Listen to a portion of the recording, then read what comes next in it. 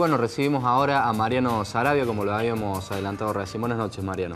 Buenas noches, Gabriel. Gracias por la invitación. No, gracias a usted por venir. Mariano, el conflicto que nos tiene a todos leyendo los portales internacionales de los diarios es lo que está pasando en estos momentos en la Franja de Gaza. ¿Qué nos puede comentar al respecto? Bueno, nos tiene a todos leyendo porque en este momento hay más de 500 muertos. Por eso simplemente. Lamentablemente el mundo ha caído en un cinismo muy grande y este es un problema permanente, por lo menos desde hace 60 años, 50, 60 años, pero esporádicamente cuando hay muchos muertos sobre la mesa, otra vez vuelve a las primeras planas, ¿no? Lamentablemente, bueno, primero hay que decir que no es un conflicto ancestral ni milenario como por ahí alguna gente dice. Los judíos y los musulmanes históricamente se han llevado muy bien, tanto en Medio Oriente como en España, donde fueron expulsados por los reyes católicos al mismo tiempo. O sea, en general el problema ha sido con el occidente cristiano, ¿no? Y no entre ellos.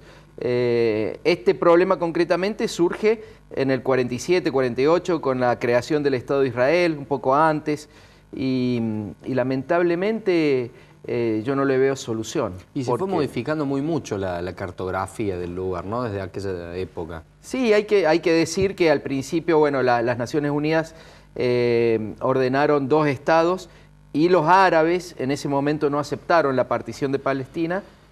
Sobrevino la guerra de independencia de Israel, así llamada, por los árabes llamado la catástrofe, la Nakba, y después varias otras guerras en las cuales, como decís vos, Israel fue avanzando en el territorio palestino, hasta hoy que, bueno, queda como una salpicadura, sobre todo en Cisjordania, donde están las colonias de la ocupación, ¿no? Mirá qué paradoja, el canciller de Israel vive en una colonia del territorio ocupado.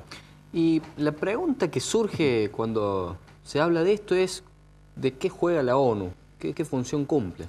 La ONU está pintada al óleo, no existe, no sirve para nada, ha mostrado su ineficiencia total en este y en otros temas. Y además tiene el Consejo de Seguridad con 5 sillas permanentes, que es lo menos democrático que pueda existir, ¿no es cierto? Porque esas 5 potencias tienen derecho a veto, con lo cual la mayoría de los conflictos serios y actuales, por ejemplo, pero también lo de Rusia con Ucrania, no van a tener nunca solución, porque siempre Estados Unidos y Rusia se van a vetar mutuamente. Así es que la ONU no puede hacer. Hay más de 42 resoluciones de la ONU obligando a Israel a retirarse de Cisjordania. A Israel nunca le hizo caso. Así que no se puede esperar nada de la ONU. ¿Y los países individualmente qué están haciendo al respecto o qué debieran hacer? Los países tampoco hacen nada por un motivo muy simple. Bueno, primero porque Israel es el portaaviones de Estados Unidos en esa región, ¿no es cierto? Y segundo porque a nadie le importa la Franja de Gaza, porque no hay petróleo, no hay diamantes, no hay oro, solamente hay seres humanos. No tiene riqueza natural. Claro, y lo que menos vale hoy es el ser humano. Entonces, nadie se va a meter, nadie le va a poner un límite a esta masacre. Ojo, ni siquiera los países árabes, que históricamente se han portado muy mal con el pueblo palestino. Recordemos el Septiembre Negro, recordemos que en el Líbano, en Siria, hay todavía palestinos refugiados de segunda y de tercera generación que no tienen ni siquiera la ciudadanía de esos países. Así que, lamentablemente, los palestinos están solos hoy. Y pasando al otro conflicto que vos estabas mencionando recién entre Rusia y Ucrania, y ahora se agrega la caída de este avión, o el derribo del avión de Malaysia Airlines.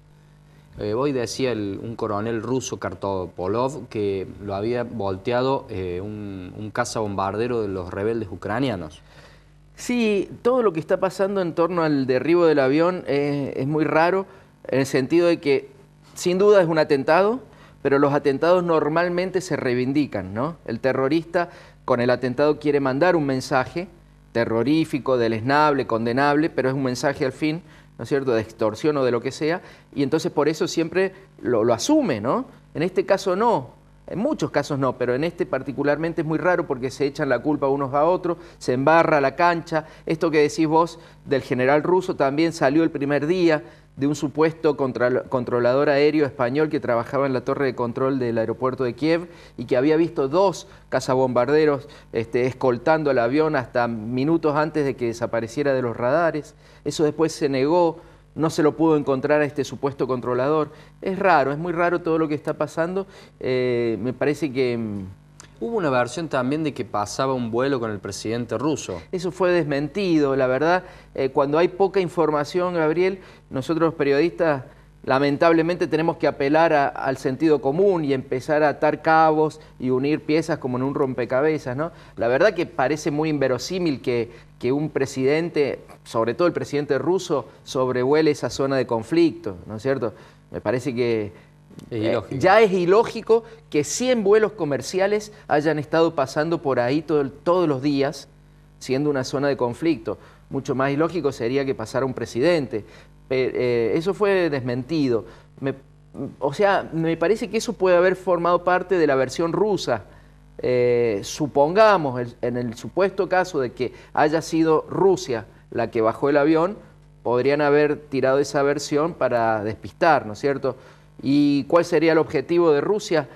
Mostrarle al mundo que Ucrania no puede garantizar la seguridad ni de sus ciudadanos, ni de los extranjeros, ni en tierra, ni en el cielo.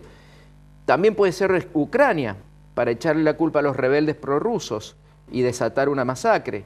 Y también podrían ser los rebeldes prorrusos para involucrar definitivamente a Putin, que hasta ahora no se mete del todo. Está actuando mucho más, con más cautela o más timing que lo que hizo en Crimea. Y aquí que ya hay zonas que tienen algún tipo de riqueza natural en conflicto, ¿puede haber otra mediación de las otras naciones, por decirlo de alguna forma? Como vos decías recién, en la Franja de Gaza hay solamente personas y de poco poder adquisitivo, entonces no va a pasar nada aquí. Sí, acá es muy distinto.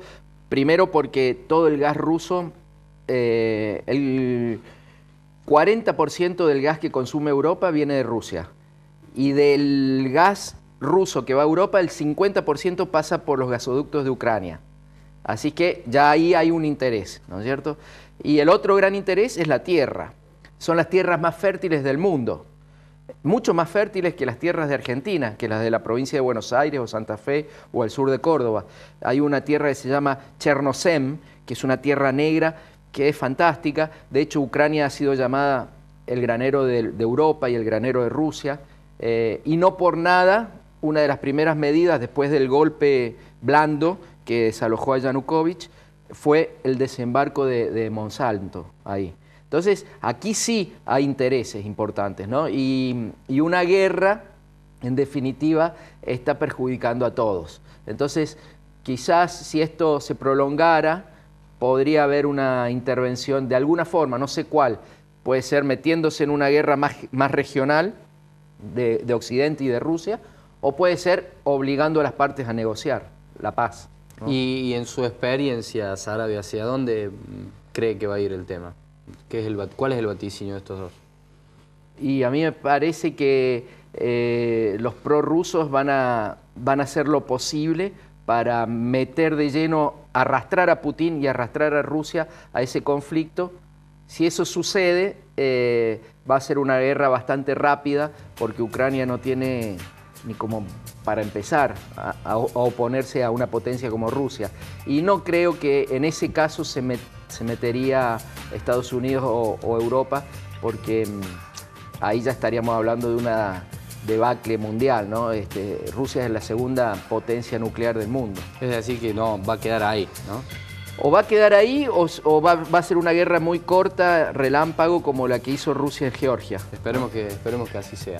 Sarabia, muchas gracias por haber formado parte del espacio, ¿eh? Gracias a ustedes. Vamos a la pausa, tras ella Horacio Bota Bernados con nosotros.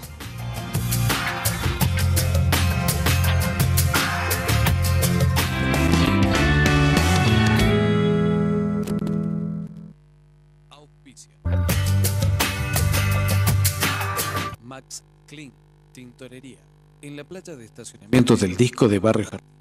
Abierto de lunes a domingos de 9 a 22. Atendido por sus dueñas. Lunes promo. Ambo. al mejor precio. Teléfono 464-8135.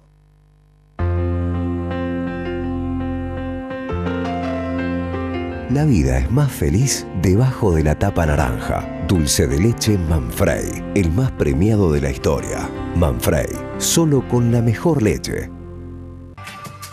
Alegría. Salón de fiestas, servicio de catering. Córdoba Centro. alegriaeventos.com.ar. Teléfono 470-5738. 155-102-830. Matías Mondino. Defensas penales, delitos federales y provinciales. 155-926-975. Revista Enfoque Córdoba. Periodismo de distribución gratuita en la zona norte de Córdoba. 153-640812. Revistaenfoque.com.ar. En Altagracia, Radio Sierras 94.9, la radio que se siente. www.radiosierras.tk.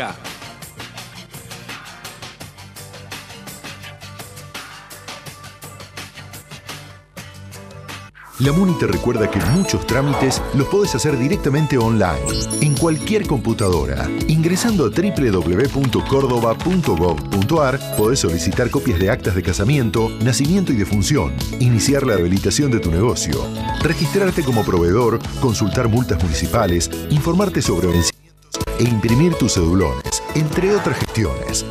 Es muy simple y el sistema te guía paso a paso. Ahorra tiempo. Hacé tus trámites en www.cordoba.gov.ar. Municipalidad de la Ciudad de Córdoba.